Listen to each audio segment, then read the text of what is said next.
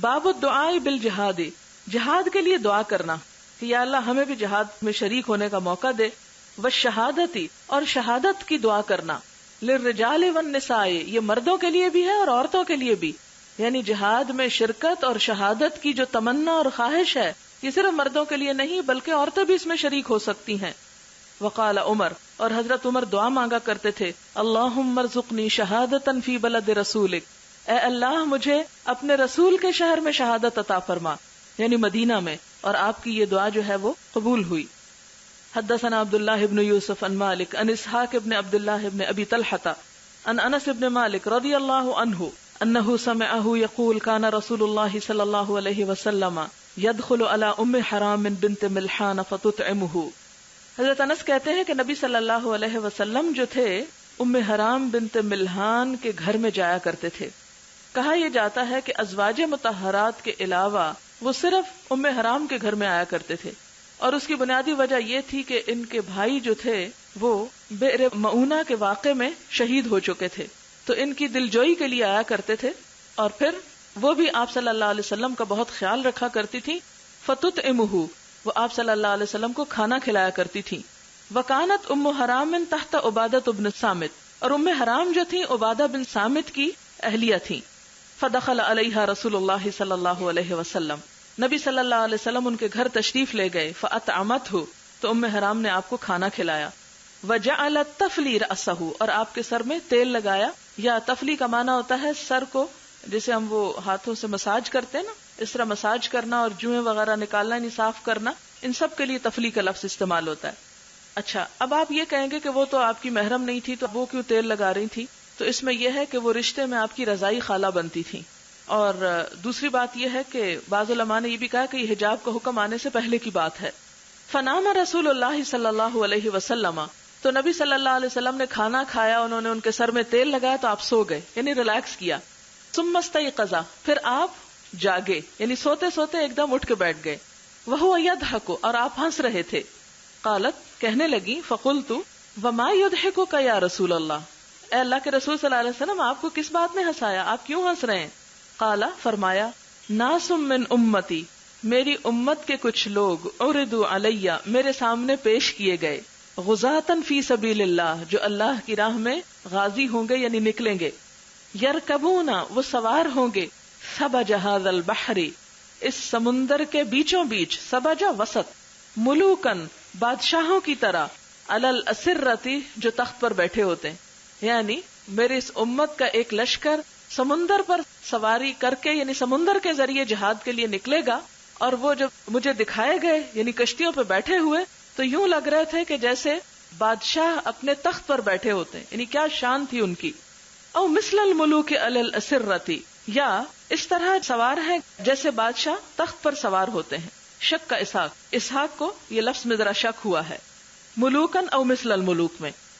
قالت فقلت یا رسول اللہ، کہنے لگی یہ بات سن کے کہ میں نے کہا یا رسول اللہ، ادعو اللہ، آپ اللہ سے دعا کیجئے، ان یجعلنی منہم، کہ اللہ مجھے بھی ان میں شامل کر دے. یعنی آپ کی امت کے وہ لوگ جو سمندر کے اوپر سواری کر کے جہاد میں شامل ہوں گے، اللہ مجھے بھی ان میں شامل کر دے. فدعا لها رسول اللہ صلی اللہ علیہ وسلم، تو نبی صلی اللہ علیہ وسلم نے آپ کے لیے بھی دعا کی. اس سے کیا پتا چلتا ہے کہ عورت جہاد میں شریک ہو سکتی ہے اور اس کا ساتھ جانا جو ہے معیوب نہیں ہے، یعنی فرض نہیں ہے، یہ یاد رکھیں، فرض نہیں ہے، لیکن جانے سے روکا نہیں گیا. ورنہ آپ صلی اللہ علیہ وسلم یہیں پر فرما دیتے، ام حرام تم کتنے غلط مطالبہ کر رہی، تمہیں نہیں پتا عورتوں کو گھر سے نہیں نکلنا چاہیے اور عورتوں پہ کوئی جہاد فرض نہیں. آپ نے ایسا نہیں فرمایا، بلکہ ان کی اس خواہش کا احترام کرتے ہوئے آپ نے ان کے لیے دعا کی. ثم وضع رأسہ، یہ دعا کر کے آپ نے سر رکھا اور سو گئے. ثم استيقظ، پھر اٹھے، وهو يضحك، اور آپ ہنس رہے تھے. فقلت وما يضحكك یا رسول اللہ، میں نے پوچھا اللہ کے رسول صلی اللہ علیہ وسلم آپ کو کیا چیز ہنسا رہی ہے؟ قال ناس من امتی عرضوا علی غزاة، فرمایا میری امت کے کچھ لوگ میرے سامنے غازی بنا کر پیش کیے گئے، فی سبیل اللہ، اللہ کی راہ میں، یعنی جہاد کرنے کو جانے والے. کما قال فی الاول، جیسا کہ پہلے آپ نے فرمایا. قالت، کہنے لگی، فقلت یا رسول اللہ ادعو اللہ یجعلنی منہم، تو میں نے کہا اللہ کے رسول صلی اللہ علیہ وسلم آپ دعا کیجئے کہ اللہ تعالیٰ مجھے بھی ان میں شامل کر دے. قال انت من الاولین، فرمایا تم وہ پہلوں میں شامل ہو چکی، یعنی اب یہ کوئی اور گروہ مجھے دکھایا گیا ہے، یعنی یہ جہاد سمندر کے ذریعے جاری رہے گا. تو فرمایا کہ وہ جو میں نے پہلے گروہ کی بات کی تھی تم ان میں شامل ہو چکی. فرکبت البحر، تو کہا یہ جاتا ہے کہ ام حرام جو تھیں وہ سمندر پر سوار ہوئیں. یہ ایک محاورہ ہے رکبت البحر، یعنی سمندر کی سواری کی انہوں نے. فی زمان معاویہ بن ابی سفیان، حضرت معاویہ بن ابی سفیان کے زمانے میں. یہ اس وقت کا واقعہ ہے جب حضرت معاویہ جو تھے مصر کے گورنر تھے. یہ حضرت عثمان رضی اللہ تعالی عنہ کی خلافت کا زمانے کا واقعہ ہے. حضرت معاویہ کے دل میں سمندر کے ذریعے جہاد کا خیال پیدا ہوا. انہوں نے حضرت عثمان سے اجازت مانگی. حضرت عثمان رضی اللہ تعالی عنہ نے اجازت دی اور یوں پہلا بحری بیڑا تیار کیا گیا مسلمانوں کے لیے روم کی طرف حملہ آور ہونے کے لیے. اور آپ کو معلوم ہے کہ آپ صلی اللہ علیہ وسلم نے روم پر حملہ آور ہونے والے لشکر کو جنت کی بشارت دی تھی. اور خاص طور پر قسطنطنیہ جو ان کا مرکز تھا یا دارالخلافہ تھا، اس کے بارے میں آپ نے خصوصی طور پر فرمایا تھا کہ لَتَفْتَحُنَّ الْقُسْطُنْطِنِيَّةَ، کہ تم ضرور قسطنطنیہ فتح کرو گے. وَلَنِعْمَ الْأَمِيرُ أَمِيرُهَا وَلَنِعْمَ الْجَيْشُ جَيْشُهَا، تو وہ لشکر جو اس کو فتح کرے گا وہ بہت ہی بہترین ہوگا، اور جو امیر یا قائد اس لشکر کی قیادت کرے گا وہ بھی بہت بہترین ہوگا. اور یہ چونکہ آپ کی بشارت تھی، پیشن گوئی تھی، اس لیے صحابہ کرام اور جو بھی بعد میں جب تک قسطنطنیہ فتح نہ ہوا لوگ بارہا اس طرف جاتے رہے تاکہ ہمارے اوپر وہ بشارت جو ہے وہ پوری ہو اور ہم وہ خوش قسمت لوگ ہوں جن کے بارے میں آپ صلی اللہ علیہ وسلم نے یہ الفاظ فرمائے تھے. تو اسی لیے امیر معاویہ کے دل میں یہ خیال آیا اور انہوں نے اس کی تیاری کی اور اپنے شوہر کے ساتھ یہ بھی جہاد میں جانے کے لیے سمندری سفر کے لیے گئیں. فسرعت عن دابتها، کہا یہ جاتا ہے کہ سمندر میں سوار ہونے کے بعد جب ساحل پہ دوسری طرف جا کے لشکر اترا تو گھوڑوں پہ سوار ہوئے، جب گھوڑے پر بیٹھی تو گھوڑے سے گر گئیں.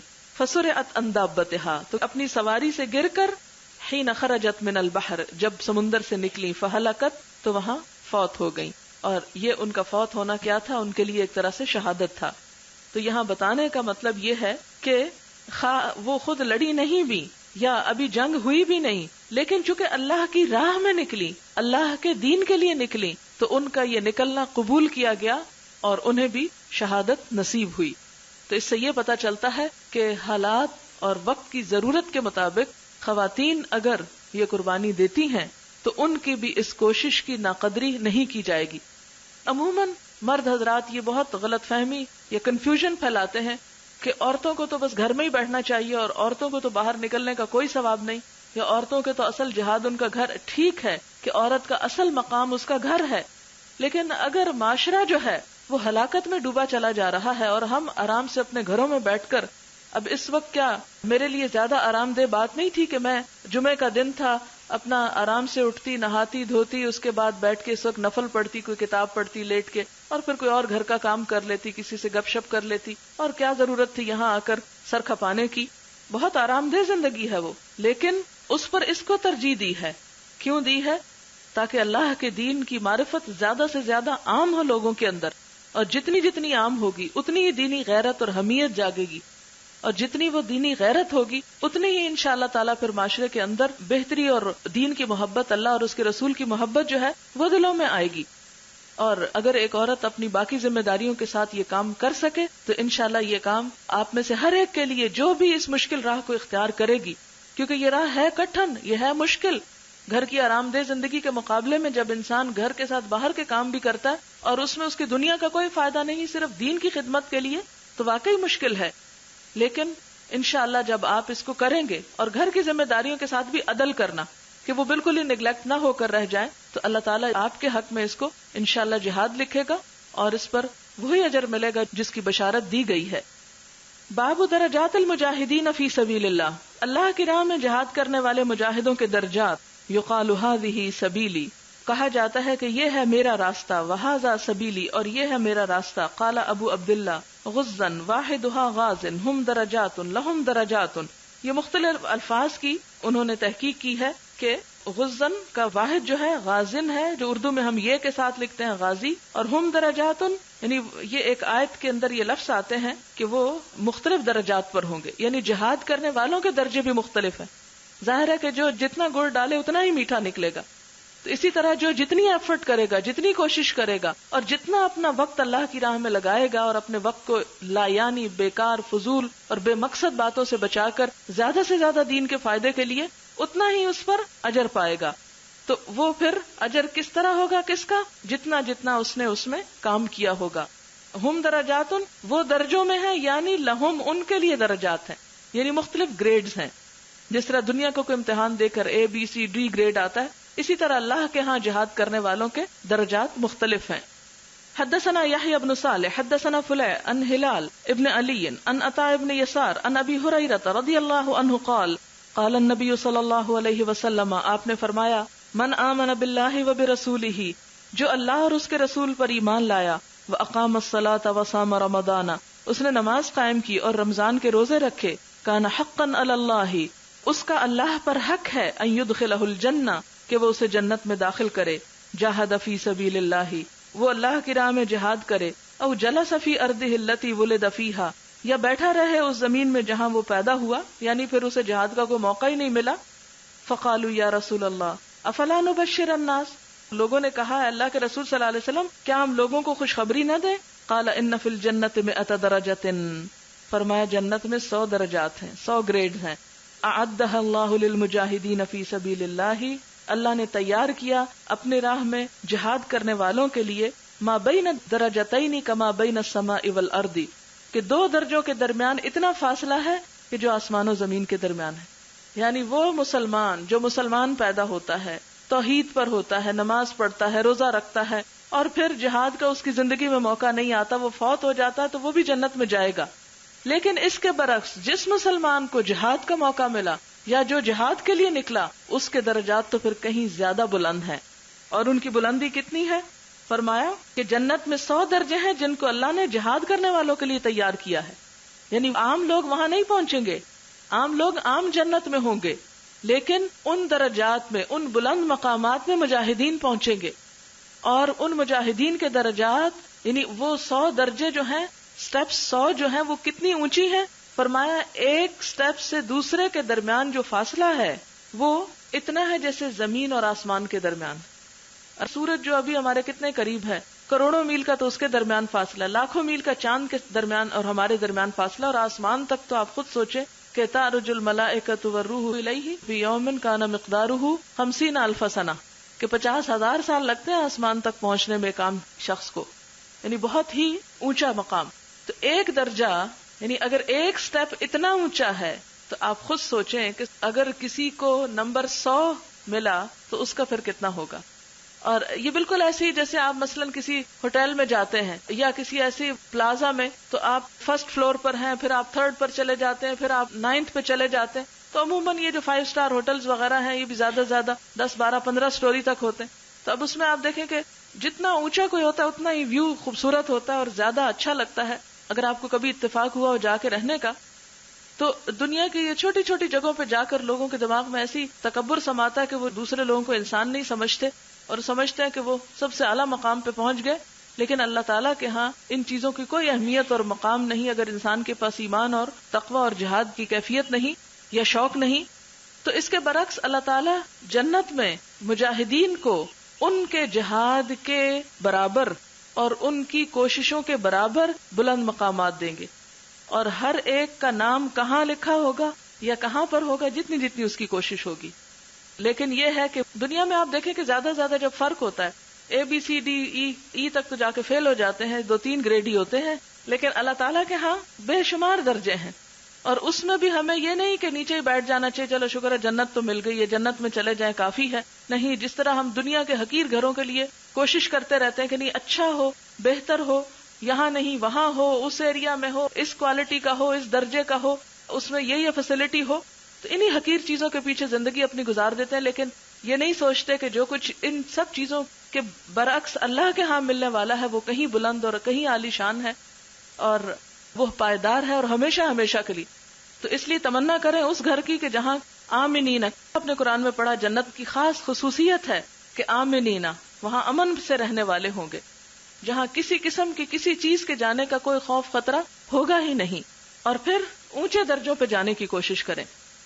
فَإِذَا سَأَلْتُمُ اللَّهَ پھر جب تم اللہ سے مانگو فَاسْأَلُوهُ الْفِرْدَوْسَ تو اس سے جنت الفردوس مانگو، فَإِنَّهُ أَوْسَطُ الْجَنَّةِ کیونکہ وہ جنت کا سب سے بیچ والا حصہ یعنی بہترین. اوسط کا معنی كَذَلِكَ جَعَلْنَاكُمْ أُمَّةً وَسَطًا، اور وسط کا معنی صرف درمیان کا نہیں ہوتا بلکہ بہترین کا بھی ہوتا ہے. فَإِنَّهُ أَوْسَطُ الْجَنَّةِ وَأَعْلَى الْجَنَّةِ وہ جنت کے بالکل بیچ میں اور بہترین اعلیٰ ترین جگہ ہے.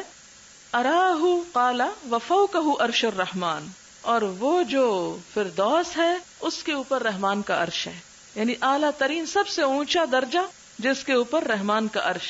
وَمِنْهُ يَتَفَجَّرُ الْأَنْهَارُ الْجَنَّةِ اور یہاں سے جنت کی نہریں پھوٹتی ہیں، یعنی سورس ہے وہ جگہ ہر خیر کا. قال محمد بن فلیح عن ابیہ وفوقہ عرش الرحمن اور دوسری روایت میں بھی یوں آیا ہے کہ اس کے اوپر پروردگار کا عرش ہے.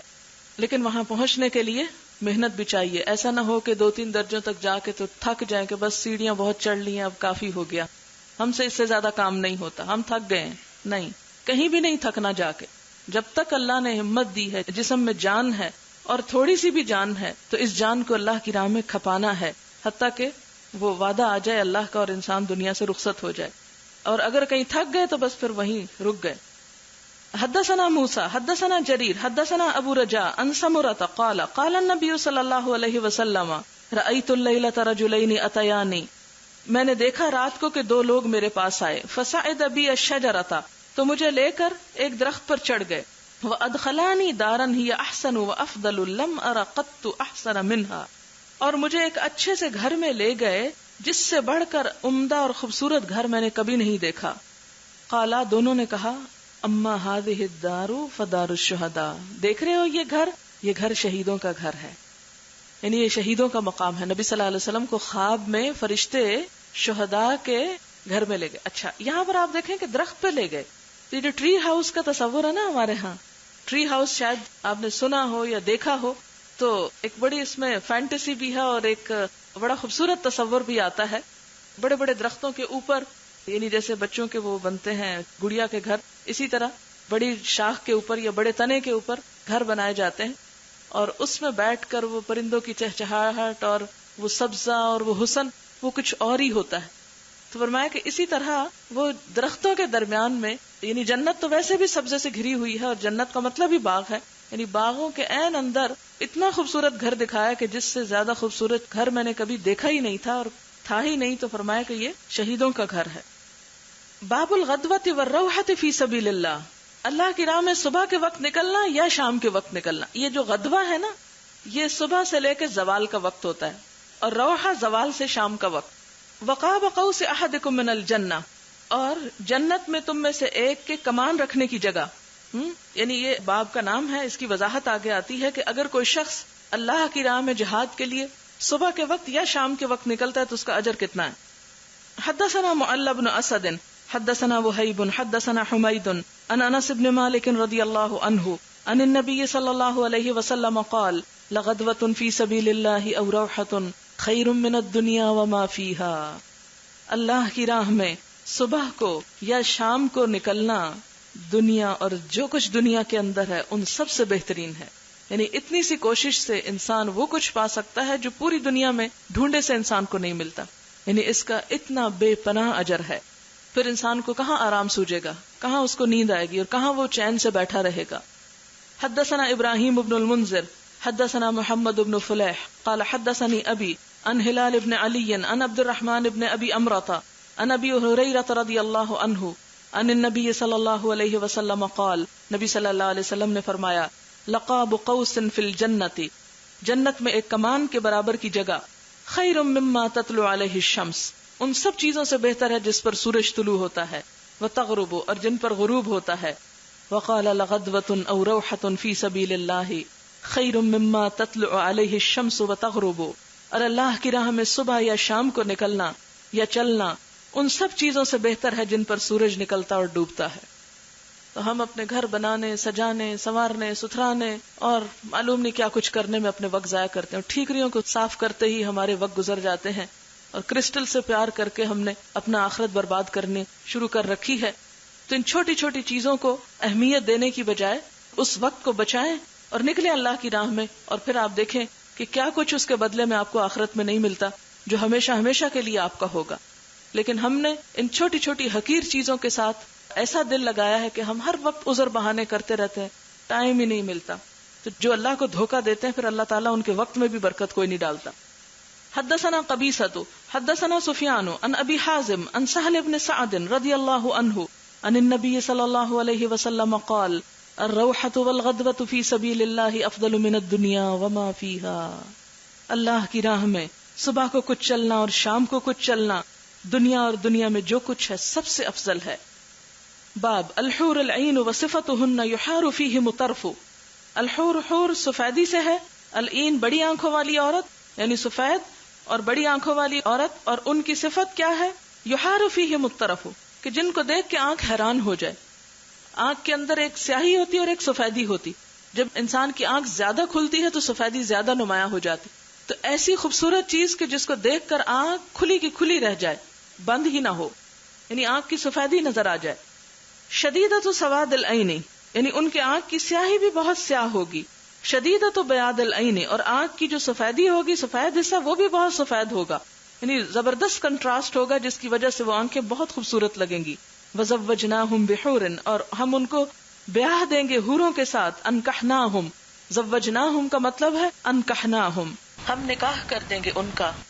حدثنا عبداللہ بن محمد حدثنا معاویہ بن عمرو حدثنا ابو اسحاق عن حمید قال سمعت انس بن مالک رضی اللہ عنہ عن النبی صلی اللہ علیہ وسلم قال ما من عبد, نہیں کوئی بندہ, یموت جو مر جاتا ہے, لہو اس کے لیے, عند اللہ اللہ کے ہاں, خیرن کوئی نیکی ہوتی ہے, یسرہ خوش کرتی ہے اس کو یہ بات, ان یرجع الی الدنیا کہ دنیا کی طرف لوٹے, وان لہ الدنیا وما فیہا, اور بے شک اس کے لیے دنیا اور جو کچھ اس میں ہے, الا الشہید, مگر شہید.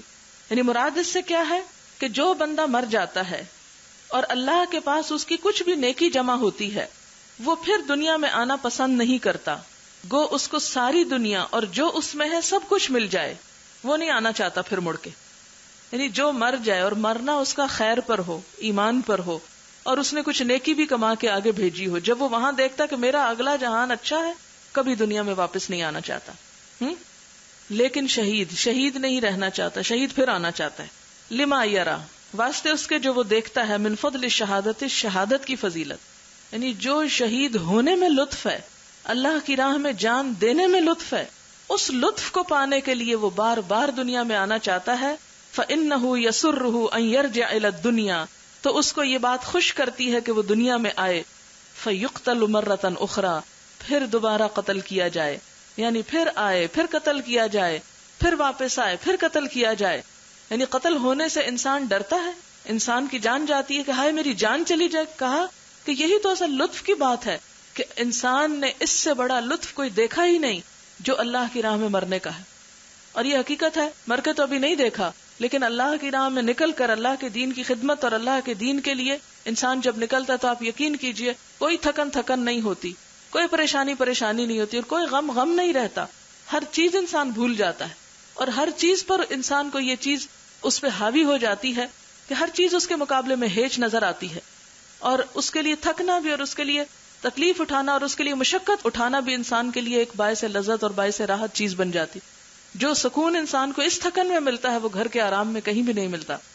قال وسمعت انس بن مالک, اور وہ کہتے کہ میں نے انس بن مالک سے سنا, ان النبی صلی اللہ علیہ وسلم انہ قال لروحۃ فی سبیل اللہ او غدوۃ خیر من الدنیا وما فیہا ولقاب قوس احدکم من الجنۃ, اور تمہاری کمان رکھنے کی جگہ جنت میں, او موضع قید, قید کہتے ہیں چمڑے کا کوڑا جس کو رنگا نہ گیا ہو, یعنی قید کوڑا, لیکن کون سا کوڑا؟ چمڑے کا جسے رنگا نہ گیا ہو, کوڑے کی قسم ہے. یعنی سوتہ, اس کے کوڑا رکھنے کی جگہ جو ہے, خیر من الدنیا وما فیہا, دنیا اور جو کچھ اس کے اندر ہے ان سب سے بہتر ہے. کوڑے کو اگر آپ نے سمجھ نہ ہو تو آپ نے کبھی ٹانگے کی سواری کی ہے تو آپ نے دیکھا ہوگا وہ جو چھانٹا ہوتا ہے نا, چھانٹے کے آگے وہ لگی ہوتی ہے چھمک جس کو بولتے ہیں, اسی کی طرح فرمایا کہ اس کے کوڑا رکھنے کی جگہ جو ہے وہ دنیا اور جو کچھ دنیا کے اندر ہے ان سب سے بہتر ہے. وَلَوْ أَنَّ امْرَأَةً مِّنْ أَهْلِ الْجَنَّةِ, اور اگر جنت والوں میں سے کوئی عورت, اطلعت إِلَىٰ أَهْلِ الْأَرْضِ, زمین والوں کو جھانک کے دیکھ لے, لَأَضَاءَتْ مَا بَيْنَهُمَا, تو زمین آسمان کے درمیان کی ہر چیز کو چمکا دے. یعنی اس کے چہرے پر اتنا نور ہے جنت کی عورت کے چہرے پر کہ اگر وہ آسمان سے زمین پہ جھانکے تو اندھیری رات میں بھی سورج سے زیادہ روشنی کر دے.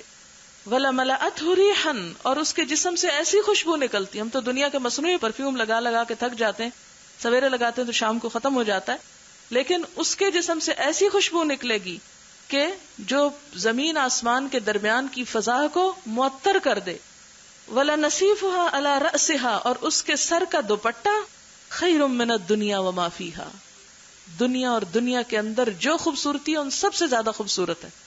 کیونکہ آپ نے دیکھا ہوگا کہ سوٹ سادہ بھی پہن کے دوپٹہ ہم کہتے ہیں کہ دوپٹے پہ کڑھائی ہو جائے، گوٹا لگ جائے، معلوم نہیں کس طرح اسے سجاتے رہتے ہیں لوگ، کیونکہ وہ اوپر کی طرف ہوتا ہے اور ہر کپڑے کو بھی چھپا لیتے. تو فرمایا کہ جنتی عورت کا جو دوپٹہ ہے وہ دوپٹہ اتنا خوبصورت ہے کہ جو دنیا میں ویسا حسن کسی نے دیکھا ہی نہیں، بالکل اچھوتا، انمول، کوئی اس کی ڈیزائننگ کر ہی نہیں سکتا، اس کا ڈیزائن چرایا جا ہی نہیں سکتا، دنیا میں ہے ہی نہیں، کہاں سے جا کے دیکھیں گے. آج جو دوپٹہ اوڑھ کے اپنے آپ کو چھپا کر رکھے تو کہتے کیا مائی بن گئے. تو دنیا میں یہ تکلیف اٹھا لینا آخرت میں خوبصورت لباس کا معاوضہ ہے. باب تمنا شہادتی، شہادت کی تمنا کرنا. حدثنا ابو الیمان اخبرنا شعیب عن الزہری اخبرنی سعید بن المسیب ان ابا ہریرہ رضی اللہ عنہ قال سمعت النبی صلی اللہ علیہ وسلم یقول، آپ صلی اللہ علیہ وسلم نے فرمایا، والذی نفسی بیدہ، قسم اس ذات کی جس کے قبضے میں میری جان ہے، لولا ان رجالا من المؤمنین لا تطیب انفسهم ان يتخلفوا عنی ولا اجد ما احملهم علیہ ما تخلفت عن سریۃ تغدو فی سبیل اللہ. قسم اس کی جس کے ہاتھ میں میری جان ہے، اگر مسلمانوں کے دلوں میں اس سے رنج نہ ہوتا کہ میں ان کو چھوڑ کر جہاد کے لیے نکل جاؤں، اور میرے پاس اتنی سواریاں نہیں کہ سب کو ساتھ لے کر جاؤں، تو میں کسی بھی سریے سے پیچھے نہ رہتا. آپ کو یہ تو معلوم ہے کہ کچھ جنگیں ایسی تھی جس میں نبی صلی اللہ علیہ وسلم بنفس نفیس خود شریک ہوئے، اور کچھ ایسے سریہ تھے کہ جن میں آپ صلی اللہ علیہ وسلم نے دستے بھیجے. سریہ کیا کہتے ہیں؟ دستے کو، دستے روانہ کیے. تو فرمایا کہ میں ان دستوں میں جو خود شریک نہیں ہوتا، اس کی وجہ یہ ہے کہ کچھ اور مسلمان بھی سواری نہ ہونے کی وجہ سے یا اور کسی مجبوری کی وجہ سے جا نہیں سکتے، تو میں پھر ان کی دلجوئی کے لیے ان کے ساتھ رہتا ہوں. لیکن اگر یہ دو باتیں میرے راہ میں حائل نہ ہوتی تو ما تخلفت عن سریۃ تغدو فی سبیل اللہ، اللہ کی راہ میں نکلنے والے کسی چھوٹے سے دستے سے بھی میں پیچھے نہ رہتا، ہر ایک میں خود شریک ہوتا. والذی نفسی بیدہ، اور اللہ کی قسم جس کے ہاتھ میں میری جان ہے، لوددت انی اقتل فی سبیل اللہ ثم احیا ثم اقتل ثم احیا ثم اقتل ثم احیا ثم اقتل. اور اللہ کی قسم جس کے ہاتھ میں میری جان ہے، میں چاہتا ہوں اللہ کی راہ میں مارا جاؤں، پھر زندہ کیا جاؤں، پھر مارا جاؤں، پھر زندہ کیا جاؤں، پھر مارا جاؤں، پھر زندہ کیا جاؤں، پھر مارا جاؤں. ایک جان تو کیا کئی جانیں بھی ہوں تو وہ قربان کر دوں. اور یہ وہی کہہ سکتا ہے جس کو اس کی قیمت پتا ہو کہ اس کی قدر و قیمت کیا ہے اور اس کا درجہ اور اس کا مقام کیا ہے. حدثنا یوسف بن یعقوب الصفار حدثنا اسماعیل بن الیۃ عن ایوب عن حمید بن ہلال عن انس بن مالک رضی اللہ عنہ قال خطب النبی صلی اللہ علیہ وسلم فقال، نبی صلی اللہ علیہ وسلم نے خطبہ دیا اور فرمایا، اخذ الرأیۃ زید فاصیب، جھنڈا لیا زید نے تو وہ شہید ہو گئے. ثم اخذها جعفر فاصیب، پھر جھنڈا لیا جعفر نے پھر وہ شہید ہو گئے. ثم اخذها عبد اللہ بن رواحہ، پھر جھنڈا لیا عبداللہ بن رواحہ نے پھر وہ شہید ہو گئے. ثم اخذها خالد بن الولید، پھر خالد بن ولید نے وہ جھنڈا اٹھایا. ان غیر امرات، حالانکہ میں نے ان کو امیر نہیں بنایا تھا کیونکہ جن تینوں کو میں نے امیر بنایا وہ تینوں شہید ہو گئے. ان غیر امرات، امراتن یا امرأہ نہیں ہے، حمزہ کے بغیر ہے، یعنی امارت دیے بغیر، یعنی ان کو امیر نہیں بنایا گیا، لیکن جب تینوں امیر شہید ہو گئے تو وہ خود آگے بڑھے. ففتح لہ، تو ان کے ہاتھوں پہ فتح ہو گئی. اچھا، یہاں میں تھوڑی سی بات آپ کو بتاؤں کہ یہ غزوہ موطب کے لیے آپ نے ایک لشکر روانہ کیا تھا اور آپ نے ان کو تلقین کی تھی کہ اس غزوے میں امیر جو ہیں وہ زید بن حارثہ ہوں گے. کون تھے زید بن حارثہ؟ آپ کے منہ بولے بیٹے. اور پھر اگر وہ شہید ہو جائیں تو پھر جعفر. کون تھے جعفر؟ چچا زاد. اچھا، پھر اگر وہ شہید ہو جائیں تو عبداللہ بن رواحہ. اب ہوا یہ کہ اسی ترتیب سے ایک کے بعد ایک شہید ہو گئے. آپ صلی اللہ علیہ وسلم کو جب ان کی شہادت کی خبر ملی تو آپ نے فرمایا وقال ما یسرنا انہم عندنا، ما یسرنا نہیں خوش کرتا ہم کو، انہم عندنا کہ وہ ہمارے پاس ہیں. قال ایوب کہتے ہیں او قال یا آپ نے فرمایا تھا ما یسرہم انہم عندنا، ان لوگوں کو ہمارے پاس رہنا اچھا نہیں لگتا. یعنی وہ شہید ہو کر اللہ کے پاس پہنچ گئے ہیں، ان کو ہمارے پاس آنا اب اچھا نہیں لگتا، ہمارے ساتھ رہنا اچھا نہیں لگتا. یعنی آپ ذرا سوچیں اس بات کی گہرائی کو کہ کسی شخص کو اگر یہ خواب میں بھی بشارت ہو جائے حضور صلی اللہ علیہ وسلم کی ملاقات کی، تو آپ سوچیں کہ اس کا کیا عالم ہوتا ہے جن کو ایسا خواب بھی نظر آ جائے. اور کہاں یہ کہ جیتے جی حقیقت میں زندہ ہوتے ہوئے انسان نبی صلی اللہ علیہ وسلم کی صحبت میں بیٹھے، یعنی دنیا بھی جنت بن جائے انسان کی، جس کو یہ نصیب ہو جائے. لیکن جو شخص شہید ہو جاتا ہے اس کے لیے پھر وہ شہادت کے بعد اللہ کے پاس پہنچنا وہ اس سے بھی بڑھ کر عزیز ہو جاتا ہے. اور پھر وَعَيْنَاهُ تَذْرِفَانِ، آپ کی آنکھوں سے آنسو بہ رہے تھے اور آپ یہ بات فرماتے جا رہے تھے کہ ان کو ہمارے پاس رہنا اچھا نہیں لگتا، انہوں نے شہادت کو ترجیح دی ہے اور اللہ کے پاس پہنچنا ان کو پسند آ گیا. اور آپ کو غم اس لیے تھا کہ زید آپ کے منہ بولے بیٹے تھے اور حضرت جعفر آپ کے چچا زاد بھائی تھے، اور عبداللہ بن رواحہ جو تھے وہ آپ کے خالص جانثار صحابی اور مخلص صحابی تھے. اور ان تینوں کی شہادت پر، ان کی جدائی پر آپ کو بہت دکھ تھا، لیکن فرمایا ان جانے والوں کو کوئی دکھ نہیں، ان کو وہ جگہ زیادہ پسند آ گئی ہے یہاں کی نسبت، اس حقیر دنیا کی نسبت. اور ہم لوگوں کا کیا حال ہے، دنیا سے جانے کو دل ہی نہیں چاہتا، چمٹے بیٹھے ہیں اس سے.